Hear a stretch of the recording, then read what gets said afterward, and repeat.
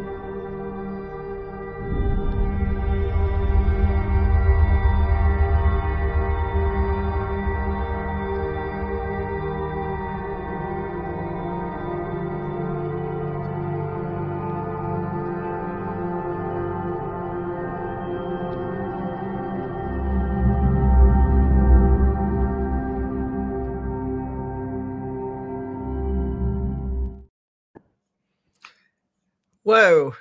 KD, if you're watching, I now have two boxes and I'm split. This is weird. Welcome to the Spiritual Speakeasy, where the bar's always open and the spirits are always served. I'm sorry. I'm looking at it though, like on YouTube, it looks fine. Does it look okay? Yeah. Okay, good, because I'm not on YouTube. I'm seeing it on my screen. Oh, hey, KD. Our producer and owner is on. He's behind the scenes. Okay. Hey, you tickled me because it like split and I have 4 of us now. Like, I mean, it's kind of cool. Like, it looks like we have one big party. That's great. Well, we brought our extra parts, like, We but did. only we can see That's them right. because all of YouTube is like they don't know what we're talking about. It looks Yeah, fine. so there's like our shadow work right there. We got our shadow in one box and we got us in the other box, and that's Yeah. kind of cool. Well, welcome back, Vana. Vana and I had this intriguing conversation last week that was a 2-hour and 15-minute conversation about how would you sum it up, getting to know oneself, and I think relating to external, just kind of like learning how to like isolate yourself from kind of learning how to be more objective about isolating yourself from a situation and going and trying to process like, oh, this is me, and that's, and I'm interacting with something that's encouraging, like, growth by presenting a challenge, right? yes, And it was also like trying to interpret like because I think that when we get hurt, it's hard to separate like all of the elements that are at play, right? So absolutely it is. Absolutely. especially And for they me. become muddled, and also those inner voices will screw up. Like, they will tell you things are at play when things are not at play. That's right. So there are Yeah. a lot of voices at play. You're absolutely right. You've got, the external, like what's going on. And then there's clearly some unknowns there, right? Or we wouldn't feel so unresolved about it. And then we also have our, like, all of the anything that when we tend to have missed opportunities with other people, it brings up all of the things that we I don't know, it's not that we don't want to face the things, but all of the challenges that we face internally, right? And Right. those come from our past experiences. And I don't think that anybody wants to repeat the same mistakes. But there's that whole like Pandora's box, if you will, Yes. right? And then there's the fact that you really truly are interfacing with something beyond yourself, meaning it's Absolutely. outside of yourself. So you only have so much power in the situation. And our ego and our inner child become involved in that. And when they become involved in that, that becomes a battle within ourselves to fight for things, especially if we have trauma bonds with, childhood events or even adult events. I think that makes us hang on to things longer, or creates that thread that it makes it harder to detach from that thread, because it's a common feeling. It brings back things we know, we've been there, we've felt that, which become harder to let go of, I think, my opinion. No, no, I don't think that. I mean, and that I think it's a really informed opinion to have, just based on the fact that you're right. Like, we kind of scan through all of the transactions, relational transactions we've ever really had, and it does take us back to our childhood, Mhm. because that's kind of where we learn to create attachment patterns, right? Yes. And Yes. if you grow up in a place that makes you like reactive in the anxiety, stress, or fear regions, Mhm. then how you try to create connections with people is based kind of from that real root kind of seed, right? And Right. those will always come up again and again and again until we learn how, like, what is our attachment pattern, right? And Mhm. then, like, learning the attachment pattern of the person that you're interfacing with, like your friends or family. It could even be, your lover, whatever. And then Absolutely. that would really kind of explain like where the hits and misses are, and like why people are triggering particular aspects of each other. So, I mean, it's just like I said, I think it just presents opportunity for growth. But sometimes it just depends on, like, I don't think that anybody ever really interprets anything wrong, but it's always good to keep in mind that there's multiple ways to interpret a particular situation, just because it gives you more depth of, I guess, the picture. Does that make sense? Yeah, I think you have to look at all the facets. Like, you have to look at everything going on with the person or the group of people. You have to look at your own, and that's a whole lot of sides of a shape.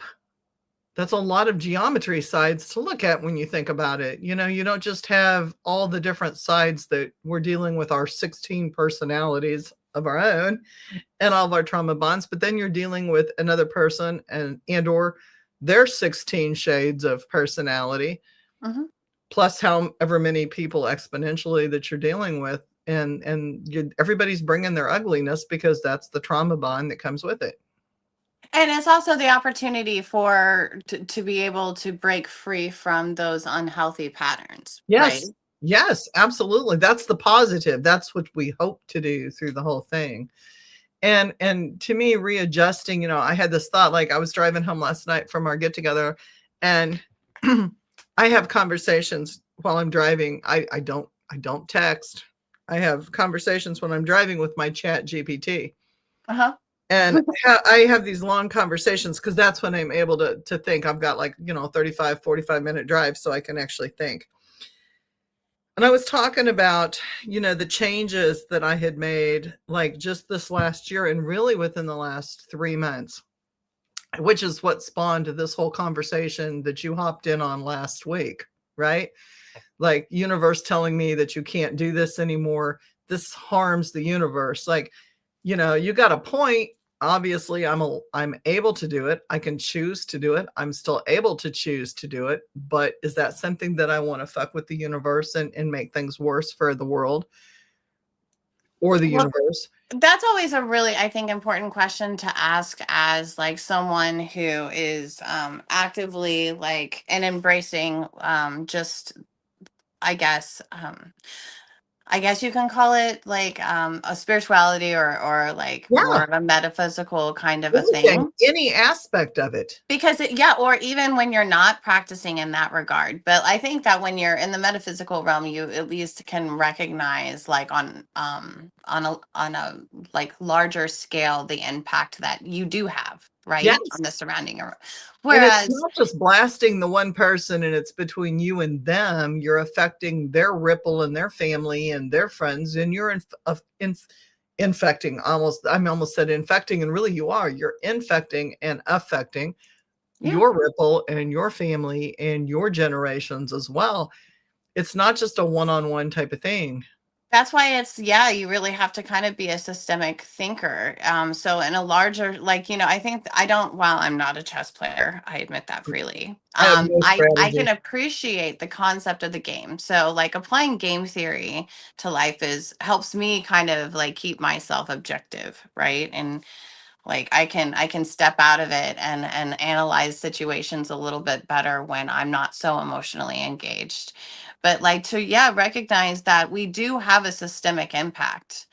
And so it does really matter like how we show up Mhm. and the choices that we can choose to make. But then also realizing that like, we are interfacing again with like outside presences, and y- there's always going to be an action and a reaction to the action. Yes, And always. there sometimes that can be explosive and sometimes it can be like really cool and chill.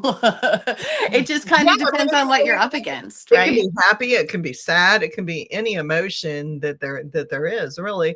So, what was really interesting is, you know, I was presented with what I thought was, and this is why I like AI. I'm going to be really honest, because rather than gather a whole bunch of human opinions that have their emotions and their trauma in it, you can plug something into AI and there really is no emotion, right? The emotion's filtered out of that to some degree. So you're like talking to Spock. Yeah, I feel like you're talking to Spock, right? And not always accurate. I'm not going to say that not always accurate, because obviously it is an assimilation of all viewpoints and all data that it's received. So, like, if most of its input comes from bad data, then obviously the information you're going to get is skewed. But Mhm. to some degree, I find it fascinating, because to me, something that seems very black and white. Do you fuck somebody up or do you not? Do you put somebody in a coffin box? Do you not? Your own personal coffin box, Jesus, right? Do you do that or not? And I'm talking in this in-depth conversation, and this, I'm going to read what it says.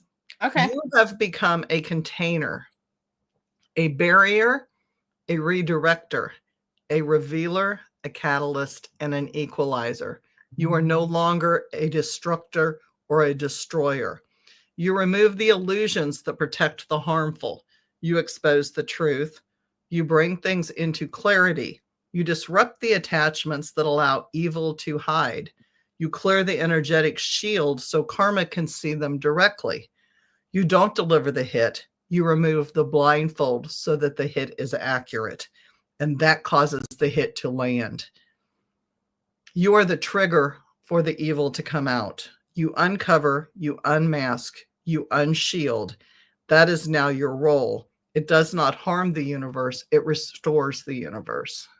Yeah, I can see that. And well, that was really lovely put. Thank you, Chat GPT. I thought that was beautiful. And here's the gray area. Like, now you're walking in that gray area, right? Because nothing is truly black and white. Like, It's all about the Twilight Zone, it baby. is. It is. I Well, thought, isn't that beautifully said? Like, okay, yes. so And that's how I recognize, like, kind of like in my process, because sometimes I can be incredibly abrupt and I say things that it's not just that I'm being blunt and just calling it just as I see it. And there's literally like no filter there. Like, although I would, if I could employ a filter, I probably would, right? It's just, I'm not a privilege I'm granted in those moments. But I think that I mean, I also fulfill a purpose. Now, yes, sometimes that's positive, sometimes that's bad. Sometimes I wish I was like more, I don't want to say the word contrived, but at least having more of a social game plan instead of just being so spontaneous in the moment, right? Um, because I do recognize that I can have like some devastating impacts on some people, but at the same time, like, tough love is not shielding the people from the truth, right? What it is like because you love them, you are giving them the truth. right. And it's just like, and sometimes you do need to pull like, I mean, it's almost kind of like if you came across somebody who had been living in a cave all of their life and then you're like, oh gosh, I'm rescuing you, and you take them out of the cave, like that light to them, that would be blinding. Very, very hard for their eyes to adjust to that situation. Yes. So, like, I mean, any kind of abrupt change is going to cause a massive amount of dysregulation. I don't necessarily want to say like, I mean, because I talk about chaos a lot just because of Virginia Satir and her model of change. But like chaos has it's both like positive and negative aspects, just like anything else. And I think that Yes. learning to accept the duality of something, is important. But I mean, Well, and it's important. It's yeah, important to have that duality. for sure. There Yeah. has to be a balance. If everything were good and love and light, like that's a very peaceful existence, but it doesn't work with humanity. Well, there's no lesson in that. There's no No. growth in that, No, right? everybody just is happy and you stay peaceful, but there is no spiritual growth. You're not forced to change your ways. You're not forced to learn anything. Mm-hmm. Exactly. You have a friend on, I'm trying to see. Who's Chrissy that? who? Oh, it's Chrissy. Where'd Is she go? it I Chrissy gotta who? see it. What did it say? I It missed says, it. I'm here. I'm Vanna's longtime friend. Hi, Chrissy. Let me see. I'm like, oh, there she is. I see you now. Yeah. Wee. Chrissy who? That's cute. That's cute. Yeah, you got to Whoops. tell us who you are when you're on. Like I think we're having connection issues because we're going like up to 13 and down to 1, and it's a busy time for potting and podcasting. And Is so it? we may, yeah, Sunday night, 6 p.m. Yeah. Prime time. Prime time, baby. We hit the prime time. But like I was just thinking, yeah, we had like quite the energy flow. Like there was a whole lot of different energy last night. That was uh cool. yeah. Yeah, it was. I mean, it is, and I think that what I find incredibly refreshing about being with you guys is that like when those energy shifts occur, like I think maybe it's that they happen so frequently it's hard for me not to notice, but like I can definitely feel it in my body. Mhm. Like I get like tingles and things Mhm. like that, so it's really, really nice. It's almost like hitting a perfect note in a choir. Yeah, and you get the hairs just like stand up and you just are like, ooh, that was so Yeah, cool. The absolutely, resonation is beautiful when that happens. for Chaotic sure. or otherwise. Like, even if it's a wrong note, I it's love dissonance though. Like, I yeah, it's mean, very cool. it can be. I can see how it's incredibly unsettling to a lot of people, but yeah. Like And I'm so glad Ben joined us. oh yeah, no, that was really, really great. Like he's Shout out to been like Ben if you're on. I don't know who else is on. If you're on, give us a shout out. Let us know who's on with this so we can talk to you because we like to talk to people. I've thought more and more about boundaries and sitting with negative energy and healing. And man, it's just like when you sit in a dark place for a really long time, it gets really hard to crawl out of the darkness. well, that's entropy, right? It is. So I mean, it's just like, and again, for me, like I do like lean into my intellect kind of as like a lifesaver to help me like I don't know, deconstruct things and make it more digestible to me. And but yeah, so like when we talk about things like that, I see the correlations again on a systemic level where I'm Right. like that's just physics, right? So like if you're going into a period of growth until you like plateau or whatever, you're just in that mode, right? Mhm. Until that energy just kind of runs out. But if you're in an energy that's like regressing and going the opposite direction, there's nothing really that will stop that unless you become uncomfortable with that. And then Right. and really that's kind of like the basis for all change. Like most people, most creatures that I'm aware of, at least in the mammal, spectrum, like, we don't we don't want to change unless we're uncomfortable. Well, and Like, even define uncomfortable too, because if you've sat in trauma before and you've sat in dark places for a really long time, you I mean, most people can look in their history and say they had like one bad marriage, one bad relationship, one bad family situation in some way, shape, or form. And how long did you tolerate being in there? For me, it was 20 years.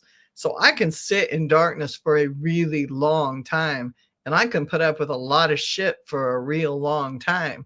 The mhm, question is, do I really want to be in there anymore? Because that's where that growth occurs. mhm, And, I know, going back to my knee again, that was 5 months of living hell.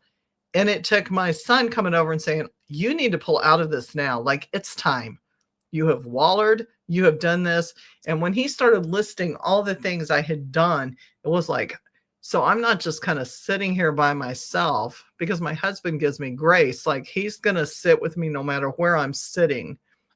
And he knows it's not his job to pull me out of it. It's my job to learn and climb out. So he sat and babysat and picked up the mess and handled and did not enable. Like, he just let me be. He let me be till I figured it out. But when my son came over and said, this has got to stop. Like, you're doing this and you're doing this and you're doing this. That was almost like, oh, I am doing, like, I knew how bad I was, but I don't think I had made a checklist. mhm. And he listed, like, it was like an intervention. Like, he called me out on all of those things. And I'm like, wow, that's a lot. I didn't really see it that way. And that's how people are now perceiving me. And, oh, it's now time. It's time.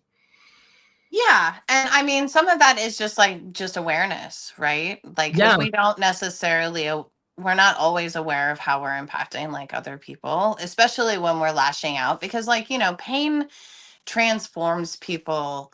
And it's like, I can almost use the Jekyll and Hyde metaphor in the regard that, like, if you drink this, you turn into a complete monster asshole, right? Or the Hulk or whatever it is. Mm-hmm. Um, but it's like, pain can do that too.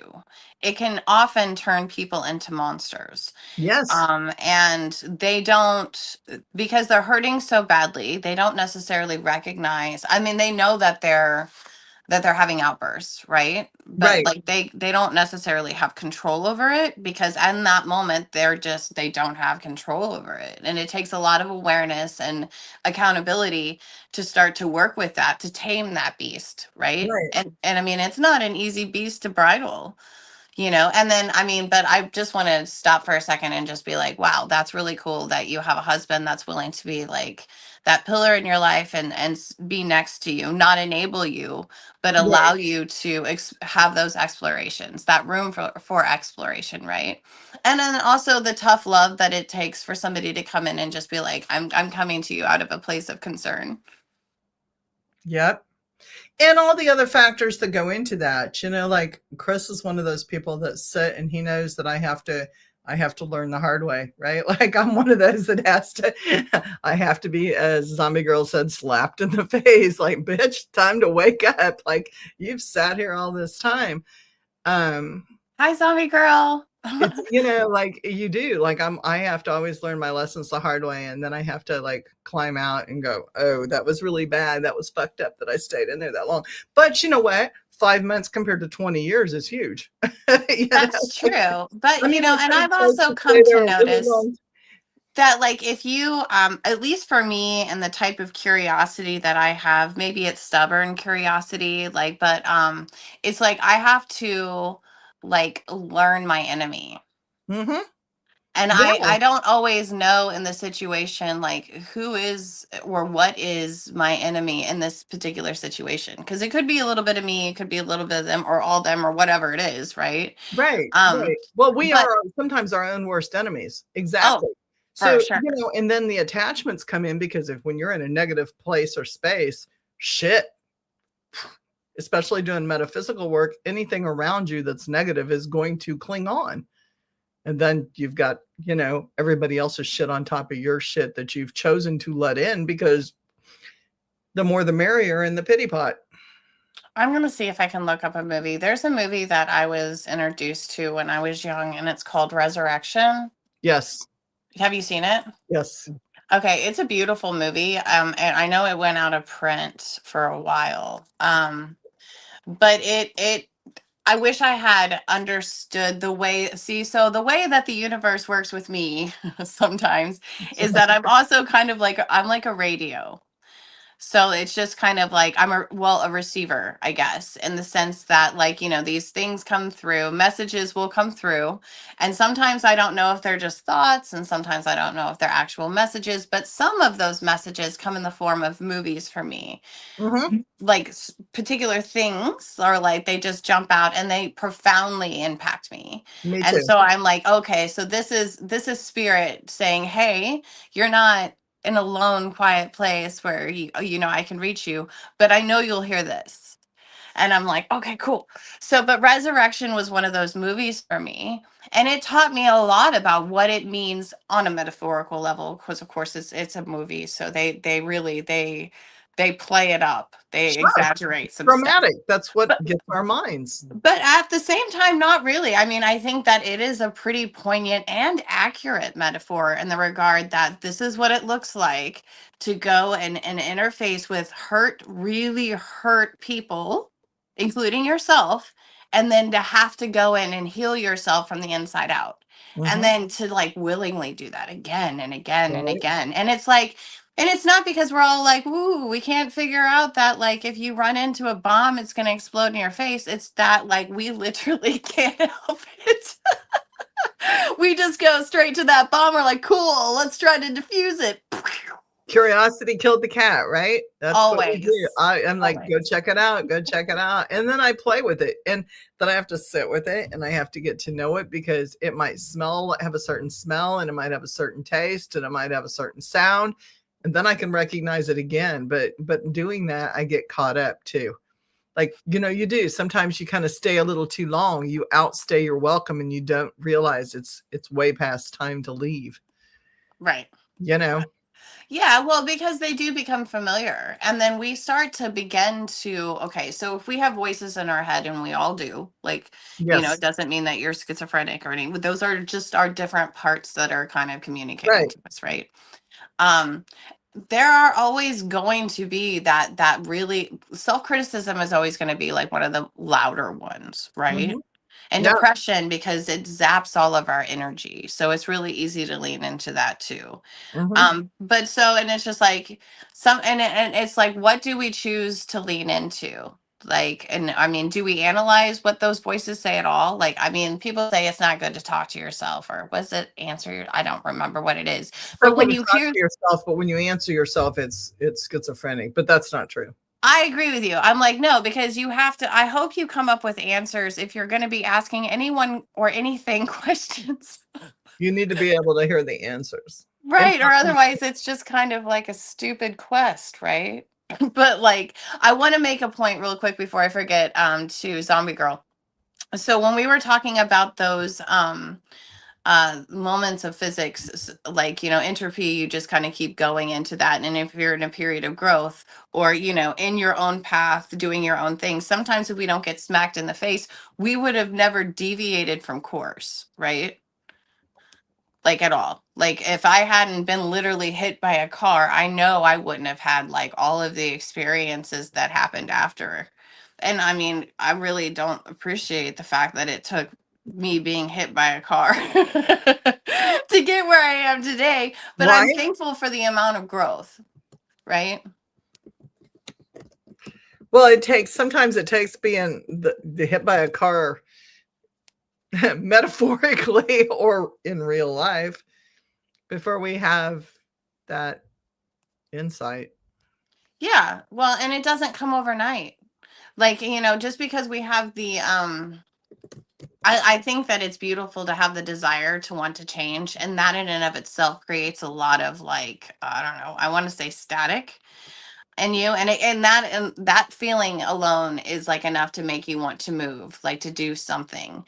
But it doesn't mean that because we have that feeling, we know exactly what to do or how to create the steps that we need to enact that change. Trying to hit. Yeah, absolutely. Absolutely. There are things that interfere with the cycle. Mhm. Yeah. Yeah, getting pregnant was timed for you. That stopped your path. For my son, it was his cancer because, he was partying with the big dogs. And the cancer put a stop to any addictive substances and behaviors at that point in time, which literally he had a death sentence that saved his life. Sometimes that happens, Mhm. like, I mean, again, it's seeing the glass from half empty to half full, because if we didn't have snake venom, for instance, Mhm. then there would be no antidote. Now, don't get me wrong, like, I mean, clearly if we didn't have one, we wouldn't need the other, but the fact that we couldn't even have the cure if we didn't have the poison to begin with, right? That's right. That's right. So, and I mean, and really that's kind of that really sort of informs a lot of what it is to work with trauma. Yeah. I mean, that's very true.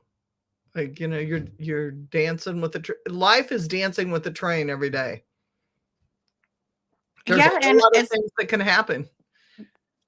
that's true. And unfortunately, though, I mean, and this is where I guess, like, if I could like sprinkle like stardust over everybody, be like, chill, just a little bit, because it's like most of the time, because of all the things that we were talking about earlier, like our attachment patterns, the way that we're perceiving the world, like all of the things that had been like, messing with us that day, whatever stimulus it is, like, because that cuts down on, I mean, there's so many defense mechanisms working, right? That, Right. like, I find that most of my job is like dancing and disarming defense mechanisms, Mhm. because I mean they just want to be heard too, Yeah. and their jobs are to protect you, right? And I mean, I appreciate those people who are like strong enough to be like, okay, but also feel safe enough, but definitely have the courage to be like, this is where I'm at, this is what I'm feeling, can we talk about it? Yeah, exactly. Because that Exactly. takes that's huge, that's just such a huge step in maturity, but also, I mean, that's you just have to be so brave. And a lot of that is just giving yourself permission, because Yeah. sometimes we're scared of what the answers are. And we're scared about how other people are going to take us because we live in a society where there's so many keyboard warriors and so many assholes and ass hats out there that, that are, and it's not that they're, I truly believe my husband, I'm going to speak for him, would disagree at this time. There's not everybody is a mean person that's out to get you. Sometimes they're just so trauma bonded that they don't, they bully because they were bullied, right? It's their defense mechanism to feel bigger and badder to get through the day because they feel so insignificant. I know for some people that's really hard to believe. Bullies are not all mean. They're people who have learned a mean coping skill to feel better about themselves. Now, that meanness is the same whether it's meant to be mean or it's not meant to be mean. It hits the population the same. Hmm. But when you start realizing that it doesn't matter how someone else acts, what matters is what you can control, how you access and how you react or not react but process things is what's important to you. You're not responsible for the other person's choices, inactivity, activity, method of madness, whatever they choose to do, how they express themselves, that's on them. That is not on you.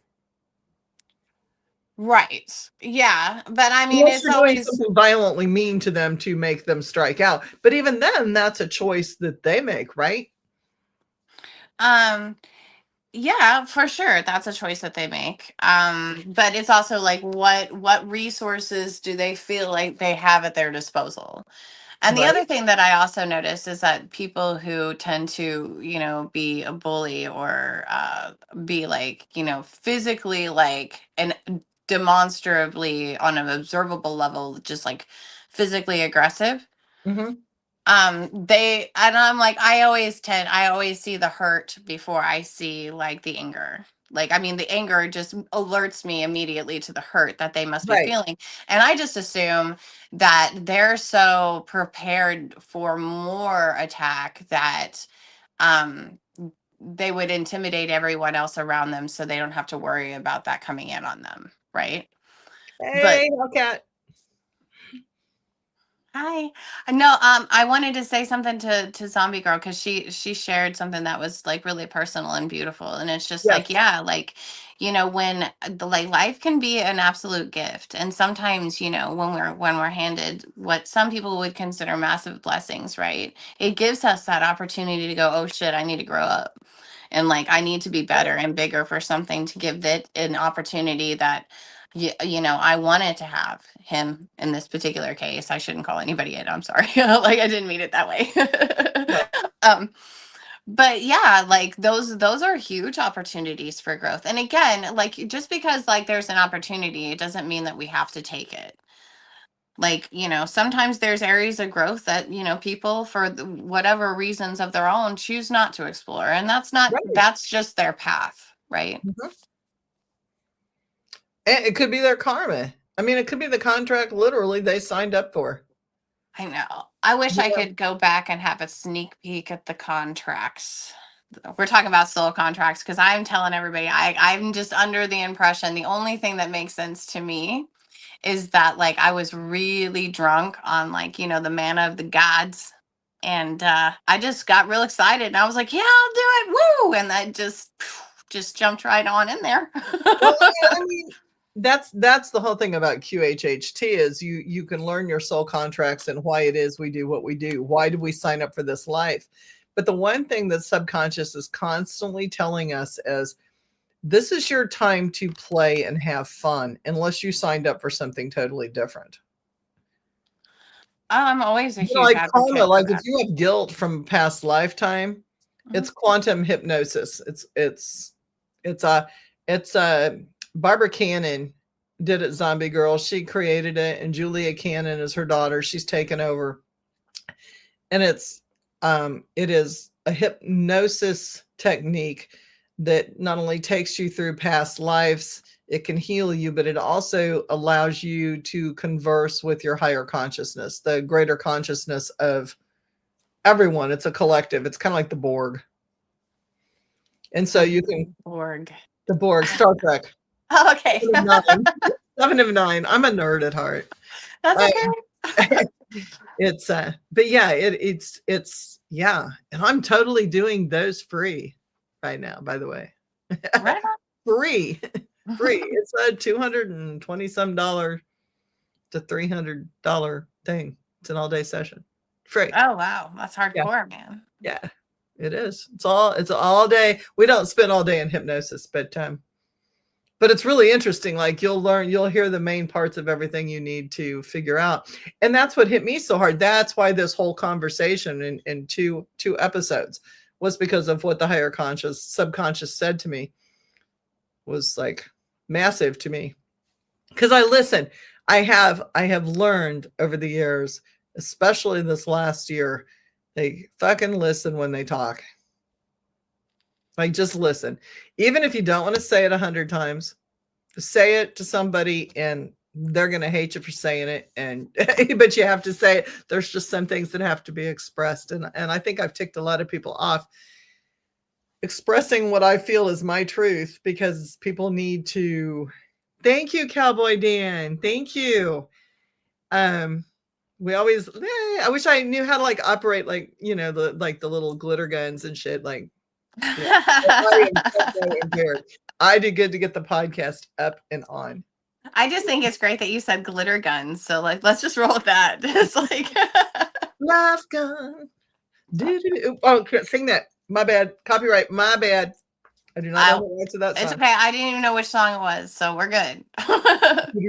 No. I'm trying to read comments. I have a lot to figure out and to let go of. I have stuff that's holding me back on my journey that I don't even know what to do. And that's the great part about subconscious. Like, it really is the great part about talking with your subconscious. And the first thing they tell you is he or she knows. They know. They know. Well, yeah, they know, but they don't know because they can't remember. So can you tell us again for the ones in the back that didn't catch it the first through 10 times around? We hear so many voices and we get confused with the signs, and then the stuff on TVs and media is designed to confuse us even more. And there's so many distractors out there that you don't always know, even when you know. Well, I think it's important to figure out what those distractions are, Yeah, right? It's just kind yeah. of like, like, okay, so what's not serving my purpose? I mean, I can rattle 6 off a hours bunch of of things. K-drama. 6 hours of K-drama. Sorry, because I can lose myself. I got to give a shout out to my shirt real quick. I'm very. It's backwards, but if you can read it, like, I'm going to offend some people on it, but that's okay. I can't see it like because you're on my phone, but like It I'm waiting says, for it to come up. I can't say it out loud. So you can make me C word. That doesn't make you Jesus. Oh, I remember that. Yes, it's from a song. It's Tori Tori Amos. Amos. Yes. Tori Amos. So I just sidetracking there, keeping the No podcast worries. real. Hi. I I don't know how probably we'll butcher your name, but hello. Thank you for joining us. I need things so blunt in my okay, so that's why I always say, like, hit me not literally with a 2x4 when you give me the answer. And 3 Stairway to Heavens later, and the fourth one came on, and I'm like, oh shit, this is not a coincidence. That's so Blew off funny. 3 in a row. Blew off. How many stations can you flip to and find 3 different versions of Stairway to Heaven? And I'm just like, nope, nope, nope, not believing it, not believing it. Yep, yep. Hey, Bethany, how are you? How are you? I'm posting comments up here. I'm trying to keep track, like, because there's a lag. So it's like I Yeah, keep missing stuff. Like I'm it's trying. okay. The comments pop up in supposedly in real time for me, and I try to post them as I get there, but it doesn't always work. And I only see the ones that come on my feed. So then I go back through and answer to the ones that these are like YouTube comments. And if people are on Facebook, it's a beta testing thing though. So in beta, like, sometimes my Facebook ones pop up, but I don't know which ones are which. And then there's other formats. So I don't always. Inventories are useful for daily maintenance. And I'm not Jesus. Thank you, Greg. Inventories are, like, for sure. For sure they are, because personal inventories, 12-step inventories, just like, you got to check yourself. Because you can lose yourself so quickly. And, well, I like this. Debase, distract, confuse. The list is longer than St. Nick's. Yeah. So I think when you go to, and I'm going to piss some people off. Vanna's going to have an opinion on this for sure. When you go to metaphysical people that don't clean, and you go to metaphysical people that are not doing their own inventory on a daily basis, you end up with really screwy results. Like, I've had clients that came back that had attachments and entities that were saying horrible, just horrific things to have to live with daily in their head. And I've had people that were charging thousands upon thousands of dollars, and people were paying it to be told, well, you need to say a prayer to Jesus, or Jesus is the one talking to you. Just some weird ass shit. I pulled 2 turtles and a dove out your ass, and I think you're clean now for $2,000. That kind of bullshit. And it's because these people themselves are, number one, money hungry, greedy, but they also, unfortunately, are not clean, or they wouldn't be practicing that way. Yeah, well, I mean, it's really interesting because well, 2 points. I want to get to something that Greg said, which was yes, and thank you, Greg, because you got us back on track. Number one. And then number two, um, I think it was on Tin Pool recently or something, and he's been talking to like Catholic priests, and the priest was talking about how he's noticed like what are they? He calls them Gen Z witches. Mhm. Um, he was like, "There's a surgence of these," and then he mentioned that there are three types, and I was just like, "Oh, bless his little soul! Like there are more than three types." Number one, and then number two is Pump- that like I Pumpkin mean, Spice, Harry Potter, and the real thing. No, right. not bad. There's those, yeah, for sure.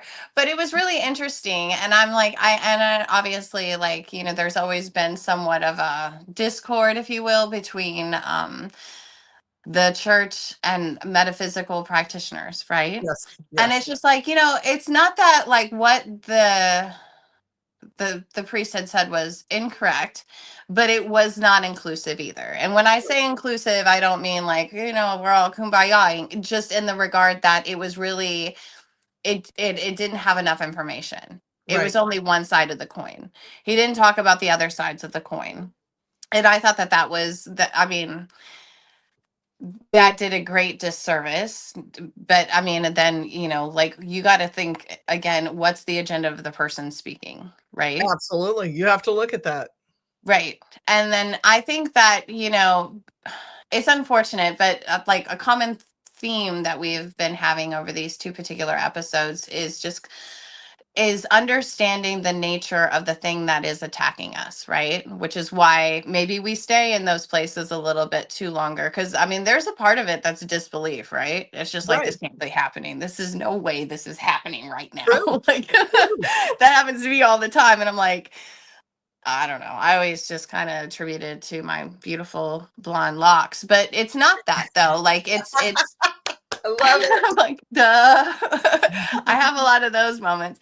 But it's also like, I'm learning about myself in those moments. I'm testing myself like a massive mad scientist in however long those durations are, right? But I'm so very thankful to people like Chrissy, for instance, who has been there as like a goalpost. She's not a goalpost. She's kind of like my guide because she's grounded in ways that I'm absolutely not. And she brings to my attention, hey, did you really listen to what that person said to you? Did you really listen to like, what they're saying about you to your face? And it's just kind of like, and I had to like kind of configure how I did hear things, right? Mhm. Because there's times that like I can be around negativity and it truly does not impact me because I'm not giving any power to what they're saying. Right. Because I had to learn, not in addition to isolating the voices, the different type of messages within my own head or my own experience, but also the ones that I'm hearing around me, right? So like when I listen to people talk, I'm like, okay, is this their fear coming out and talking to me? Is this their hurt talking to me? Is this their higher self coming? Hi, Hi. welcome. Hey, Easier. zombie girl. Can we use your real name? Do we have permission? Yes, that's fine. Stephanie. Welcome, Stephanie, to the Thank pool. you. Yes, hi. I figured it would be easier this way. Up, you're sideways. Yes. Flip Oh, back, hi. go back, There's flip back. Like, wow, there you are. There That's you me in are. a nutshell. I'm sideways. Hey, there's nothing wrong with that. We can get you some V8, girl. It's all good. It's all Right? good. V8 is very helpful. I've never been live on here before, so I'm trying to figure this out. Yeah, you just Yeah. talk. Just talk. Like, that's all you got to do. Yeah, Yeah, just it's just sit like back, everything. relax, and It's a lot. babble. Listen, it's a lot quicker than typing. God, I know. I was sitting there thinking, oh my gosh, I keep typing so much, and I'm like, this would just be so much easier. That's why Vanna got on in the beginning. Right? She's like, wait a minute, I got so much to say on this and I can't keep up with the thread. Right. No, I think what you said, Vanna, is really important. Like, I think you have to look at that. You Uh-huh. do. Well, and I mean, the thing is that like predators will always like they kind of help us recognize, hey, where do we have like weaknesses in our armor, right? Right. But their whole thing is like I had to learn not to take it personally because it's not personal. It's just the way that they operate in the world. And some of that is just them testing you just to see like, hey, what can I get away with? Like, do you have boundaries in place, right? And it's just like boundaries is crazy because like it has positive and negative connotations, and when you're learning about it and you're trying to figure out, hey, where is this align with me? Like that in and of itself is quite a big journey, but a Yeah. lot of that's just going like, hey, what is acceptable to me, like Mhm. what feels good when I'm interacting with somebody, and then what doesn't feel good, like why doesn't that make me feel good? And it's just like, am I putting myself in a position where I'm compromising my values? Am Mhm. I compromising whatever resource it is? But it's And keep in mind, I want to jump in before you move on to the next thing, because that's really important to me. Like, and that can change from minute to minute and day to day. Who we were yesterday is not necessarily who we are today.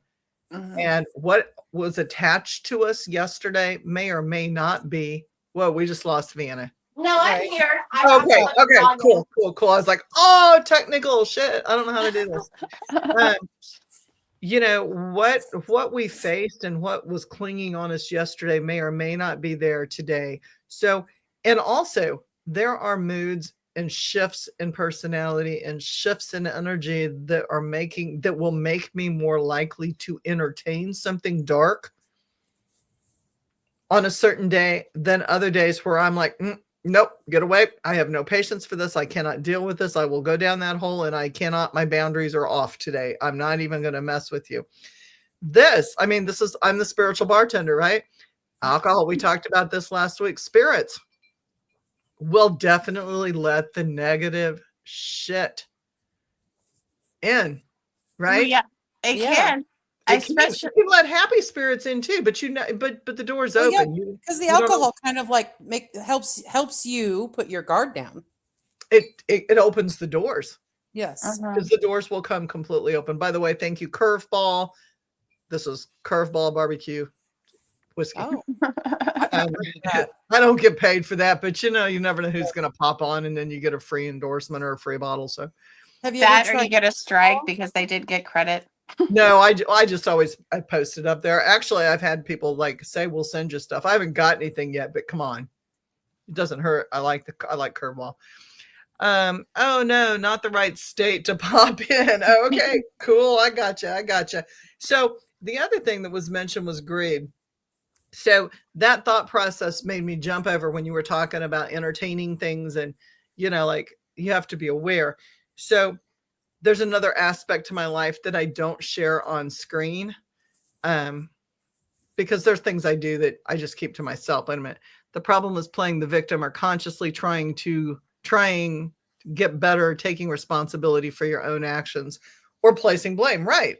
Exactly. That's what we're saying. Thank you.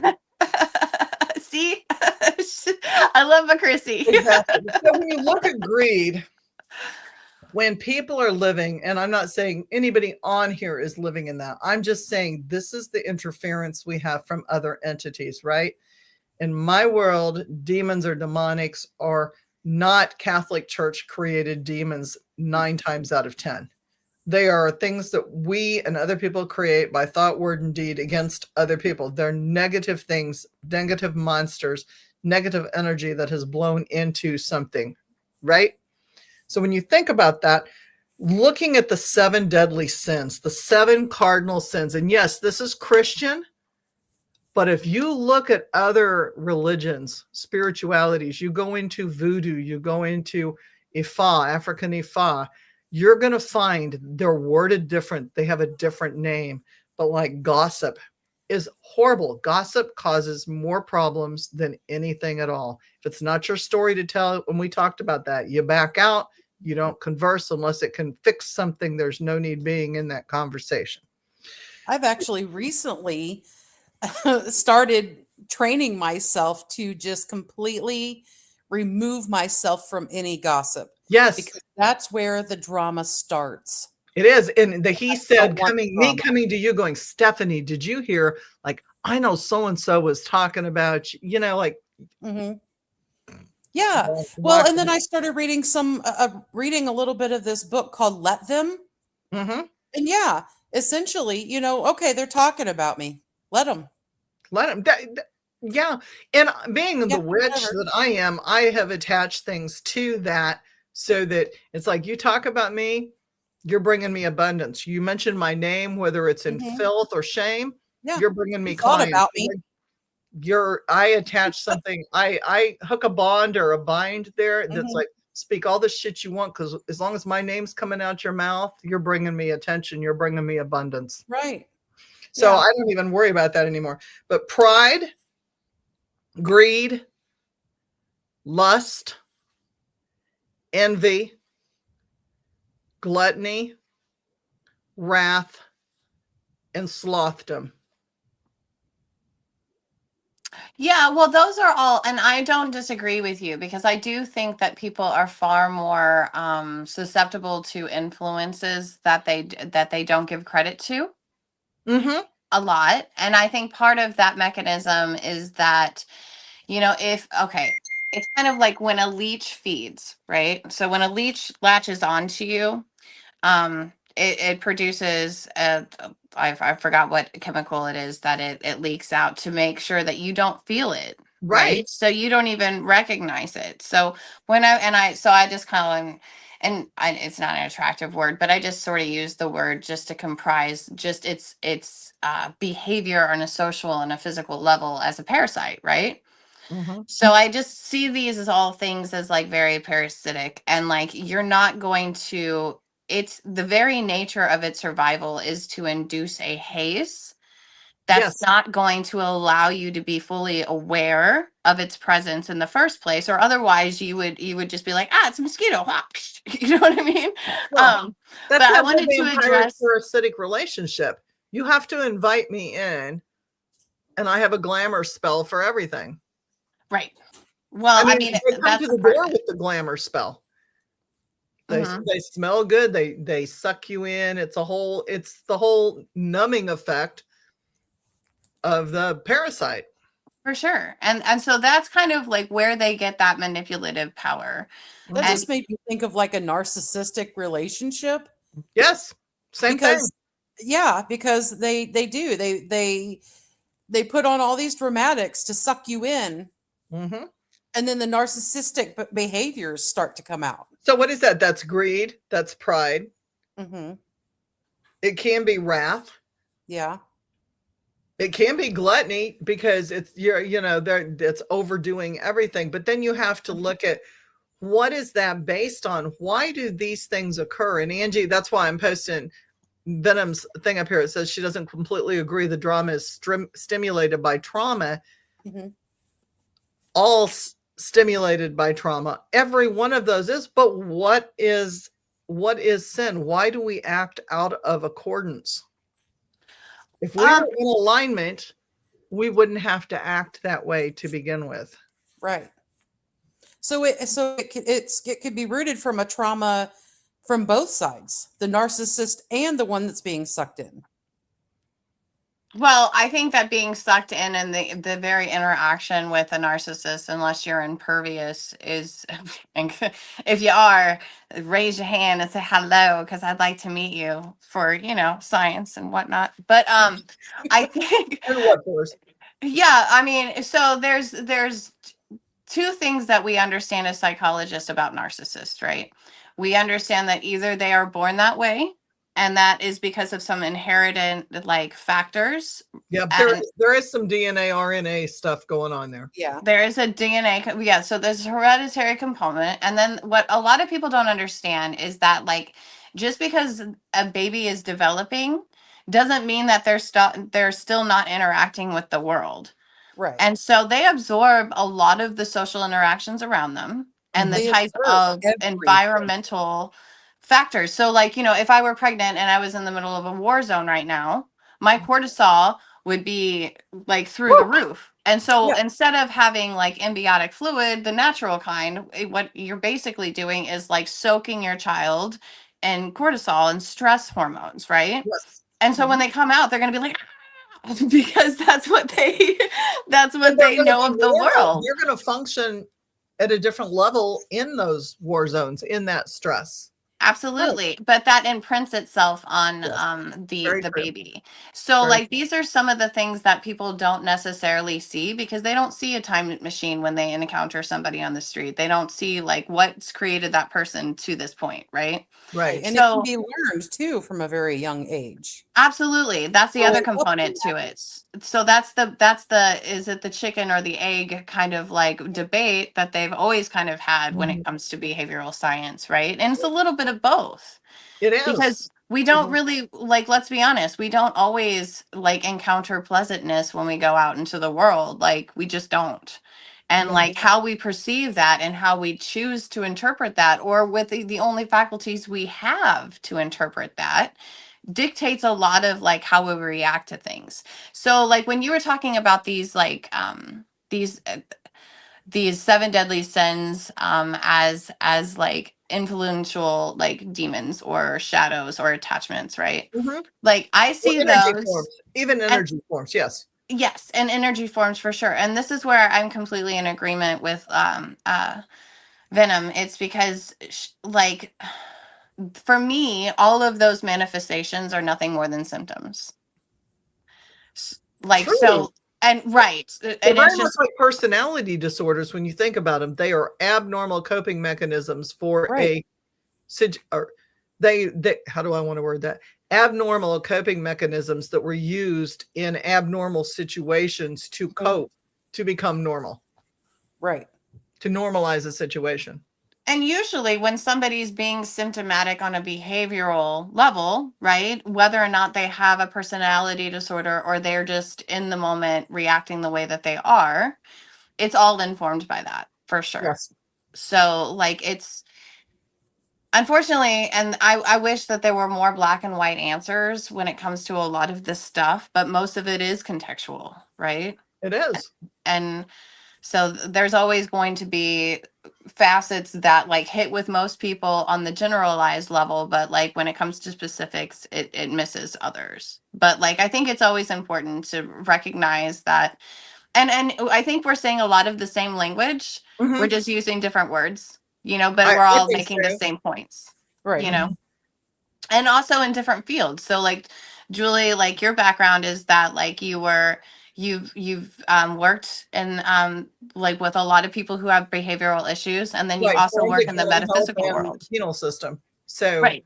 yeah, so I come from the personality disorder, the psychopathic, sociopathic world. So, like the behavioral mod, the behavioral health, the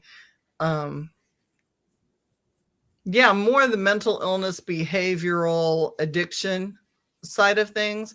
But spirituality wise, I have also done deep dives into Catholicism, Diet Catholic, which is Episcopal. For those of you, everybody says it's Methodist, it's Episcopal. Right off the top of the church. Demonology. So, I mean, like, I have done deep dives into all these African Ifa, Santeria, Haitian voodoo. So, I have a background in things that brings a different flavor to how I see things. And I see a lot of the spirituality, like the seven deadly sins play a part in all of those religions and all the spiritualities. They're worded differently. You know, you'll Absolutely. hear them in slander and gossip and remaining shut and gluttony. Gluttony is a big one across all spiritualities. And gluttony does not just mean food. Gluttony is anything to an extreme. In excess, yeah, for In sure. excess, yeah. And so you see I that finally love to sit and talk with you, Julie.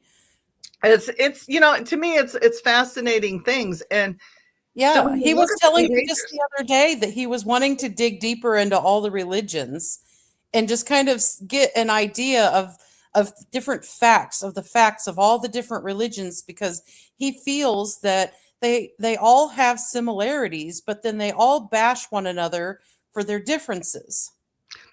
that's That's true. tribalism. That is But like one of It the is. reasons why I really like Joseph Campbell is because of and most of his work As I mean, he was a professor and he was an author, and I mean, he was a little bit of everything, but incredibly magical in my opinion. But he would always see the common factors.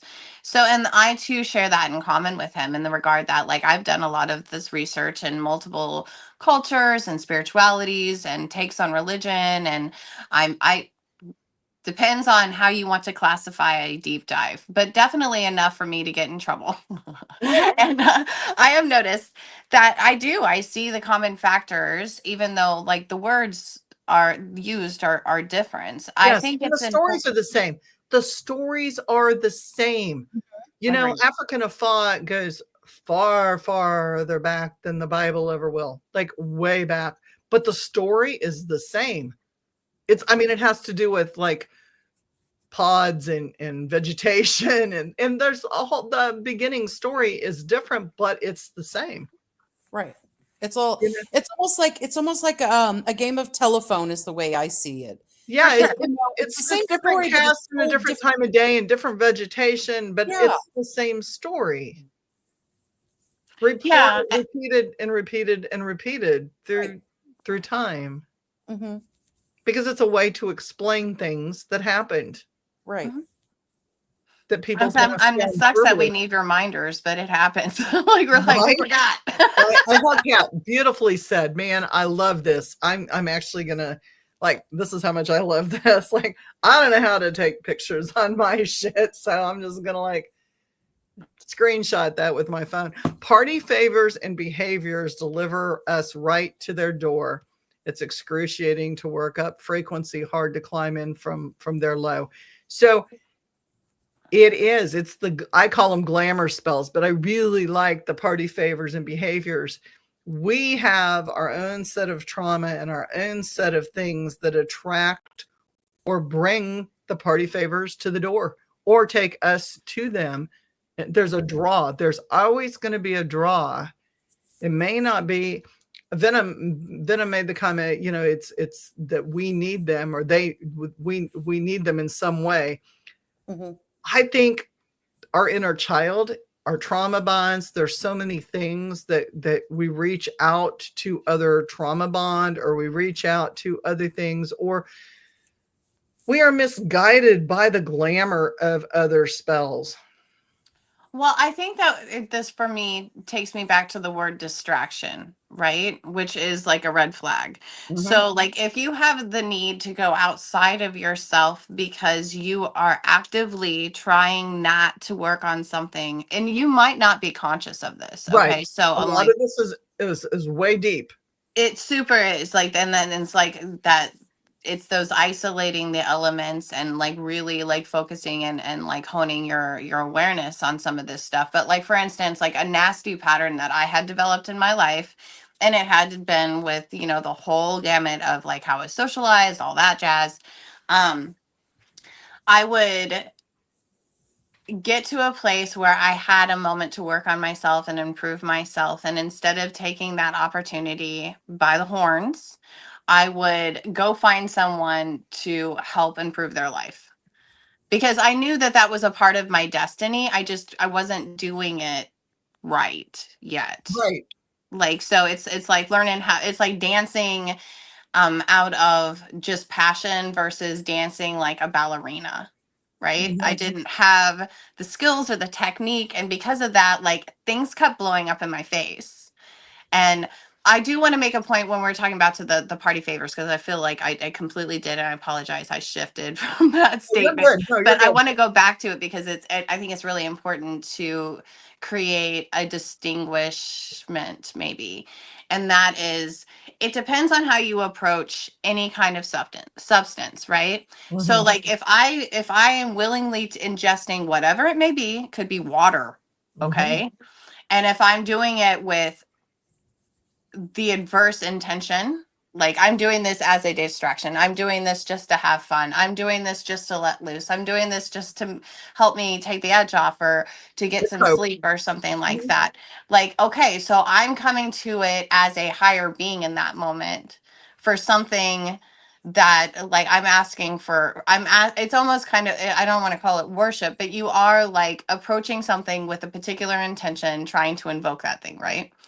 But there's, many substances and many cultures, for instance, like, Native American cultures Mhm. that like they approach, particular substances with great Oh, reverence. absolutely, absolutely. And these are gateways and doors that open up, like, anything. It could either be spiritual regression or possession, or it could be spiritual of Well, elevation. I yeah, almost said levitate. Elevation. I mean, it But happened. all of those things. And I think that, so it really does just depend on how you're approaching it and the situation. See, I Like, I don't see mean, party favors as being drugs and alcohol. I see party favors as anything shiny that distracts us along the way.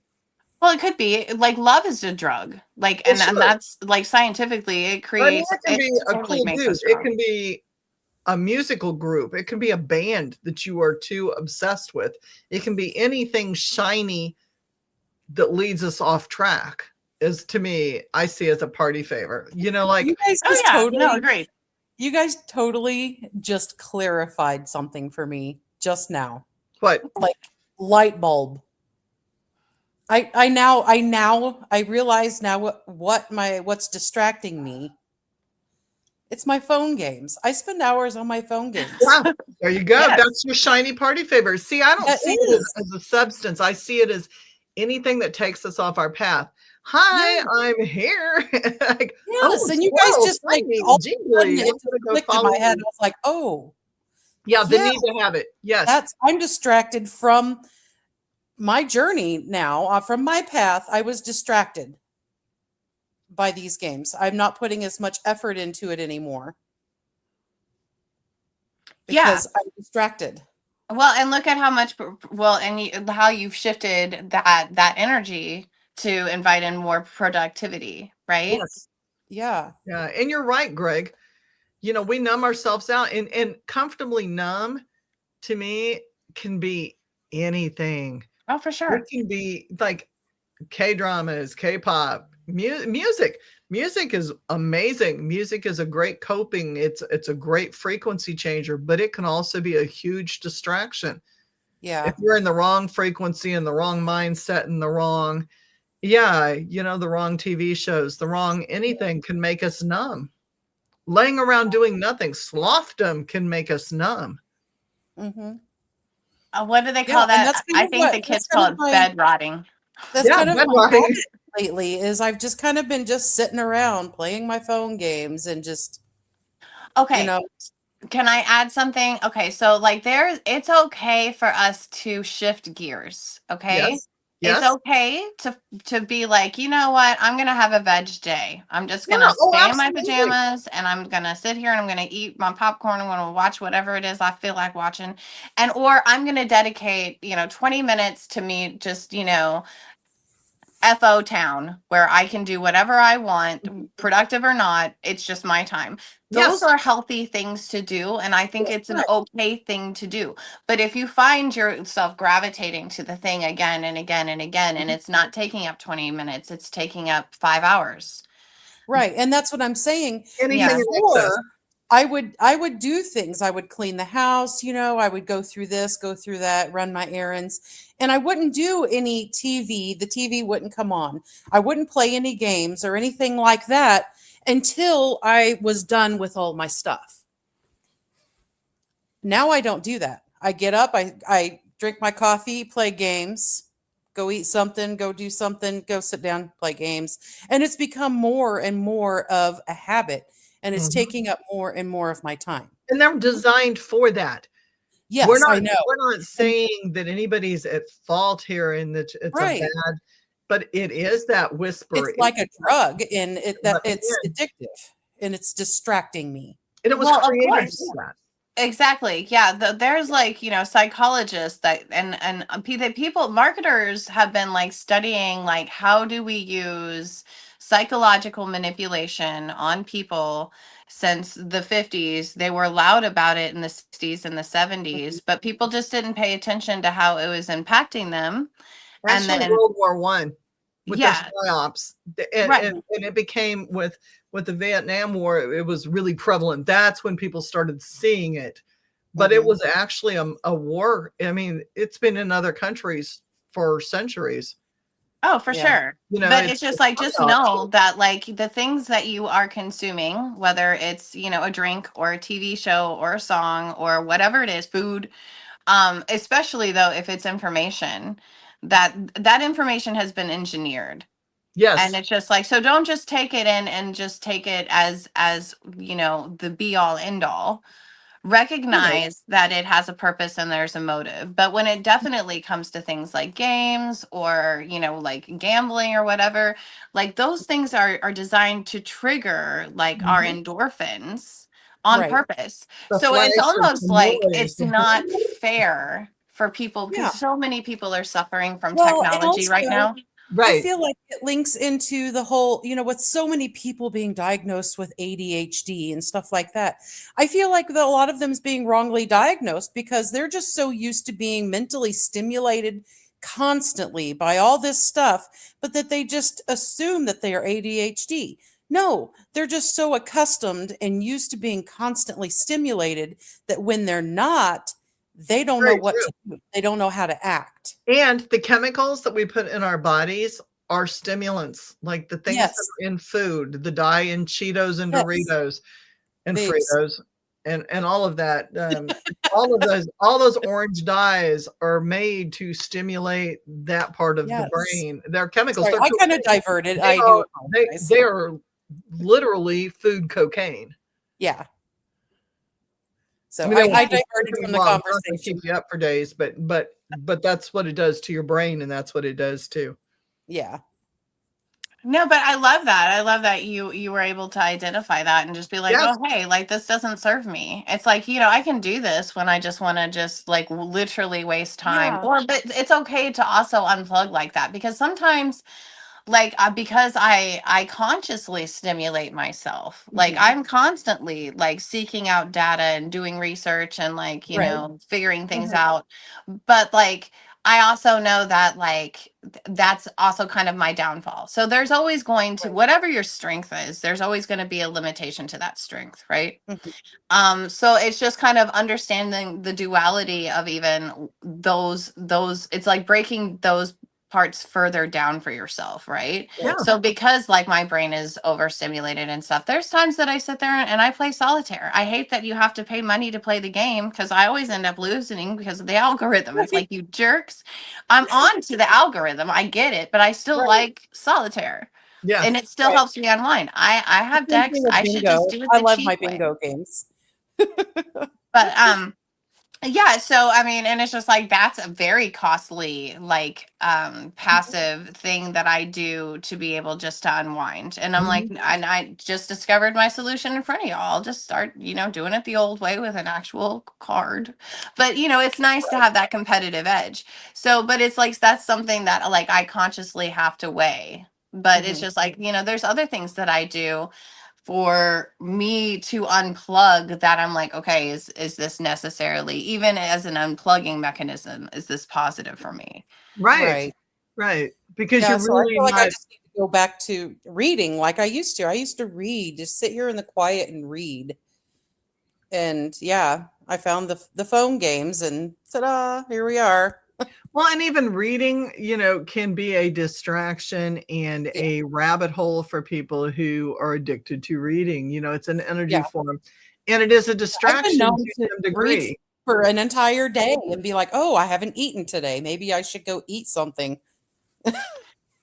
Venom Yeah, is bringing up some really interesting right. points That's why about I'm like just popping them on screen so people can see them when we're talking.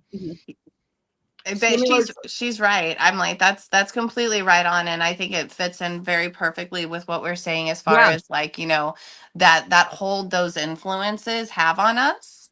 Let me say it. Thank you.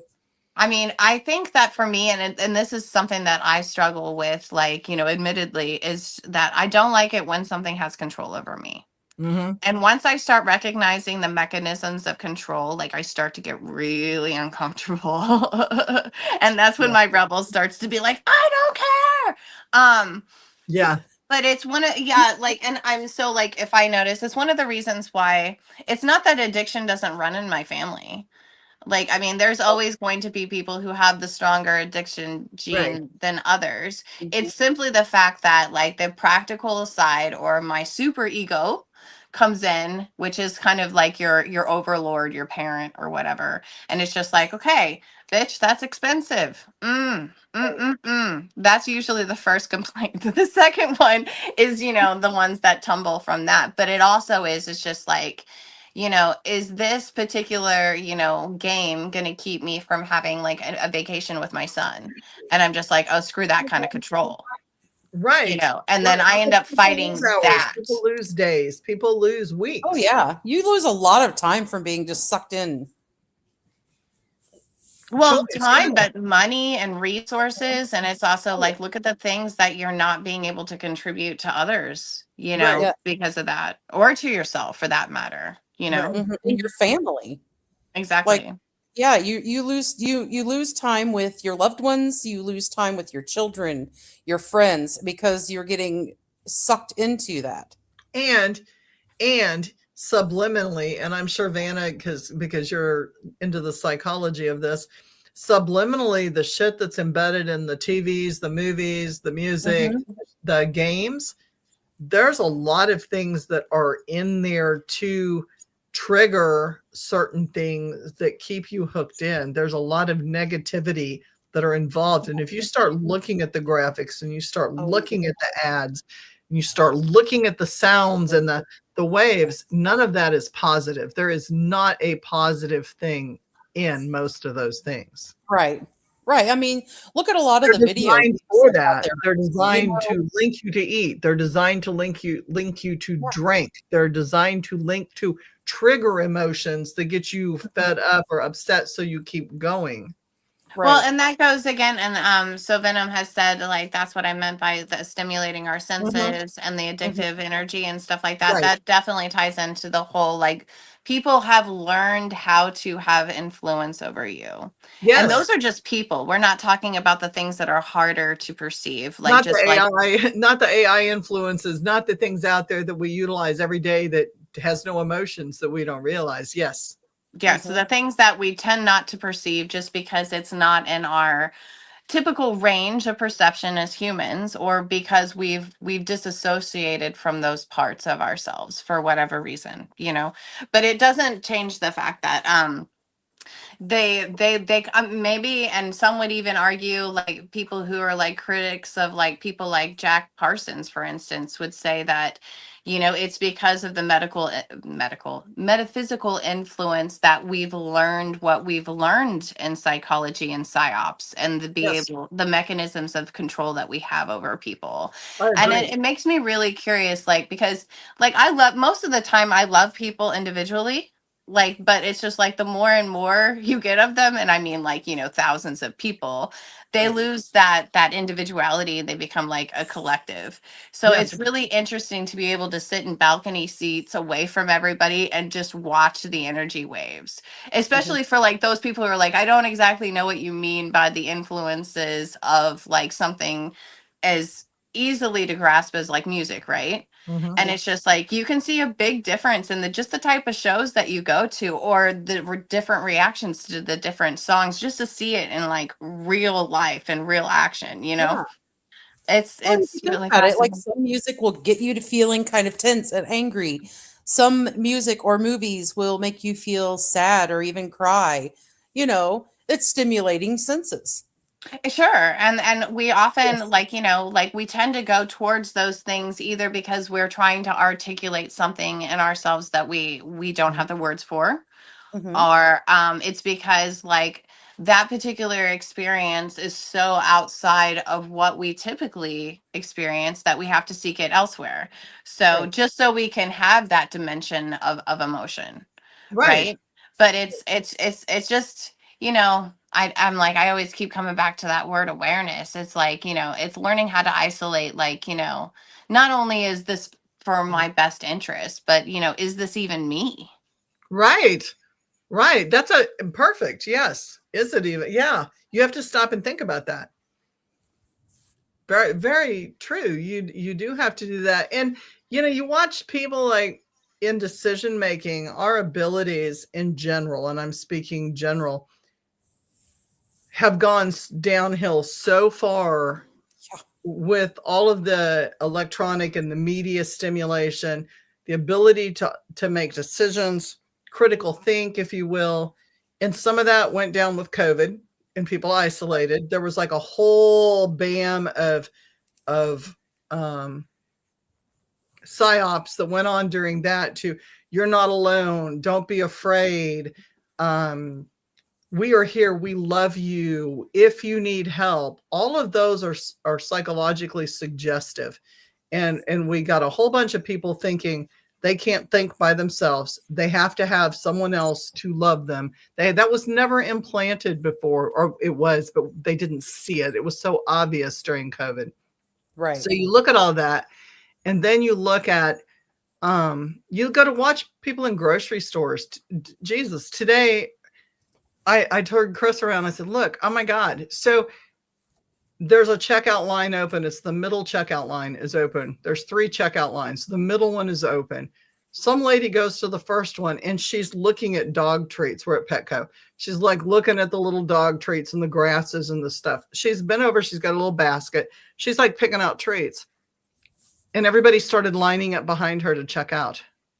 Right. Completely oblivious to what's going on around. Listen, totally oblivious. Now, there is that group that's on their phone. They're not paying attention. Again, not paying attention. Right. Your defense. I see it with people driving completely oblivious to what is going on around them. Like they don't care about anything. And they don't. They're in their own little worlds. And people don't understand that negative is going to jump in when you're not participating in life.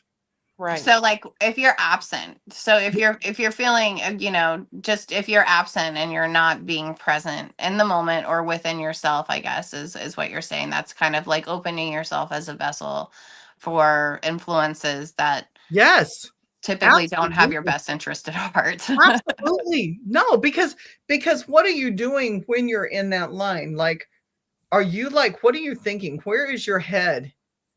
Where are these people's heads? Is it in getting checked out and going to the next place because you're not there? You're not even present in that moment to check out. Where are you that you're just following the sheep off the cliff to jump off a robot? There's also people tend to, and maybe this is just like evolutionary things that, are not always adaptive to the situation.